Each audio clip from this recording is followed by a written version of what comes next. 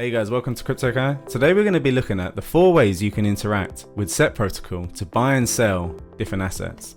So in my current YouTube series, Dojo Unchained, I created 2 on-chain portfolios to journal over time, but I never really went over the buying and selling aspects of this asset management protocol. So let's dive in.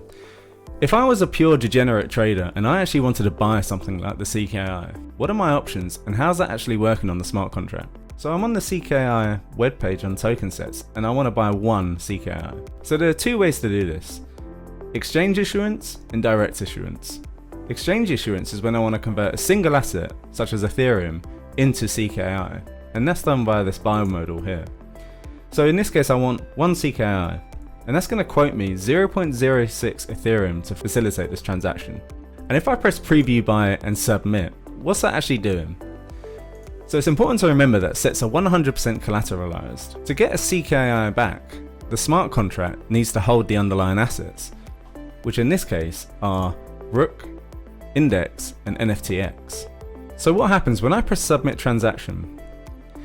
From my wallet, I'm going to send that 0.6 Ethereum to the Set contract, and then the Set contract on my behalf is going to generate all the orders required to swap my Ethereum to the underlying collateral, which is Rook, Index, and NFTX in the correct proportions. And then once it's done those trades and it swaps that Ethereum to the correct collateral, it is then allowed to issue the number of CKI that represents the collateral value it just bought. And in this case is one CKI. And then that one CKI issued token will get sent back to me from the smart contract to my Ethereum wallet. And that is exchange issuance. If I wanted to sell one CKI and get my Ethereum back, the process is in reverse.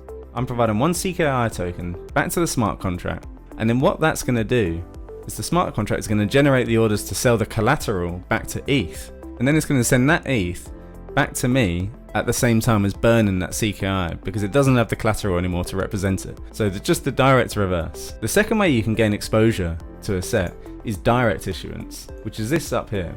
Now direct issuance is a different process where you provide the underlying collateral required so the smart contract can issue CKI to you. So in a simpler, more gas efficient process for the contract, me as an investor in this case, if I want to do direct issuance for the CKI, I need the correct proportions of Rook, Index, and NFTX tokens.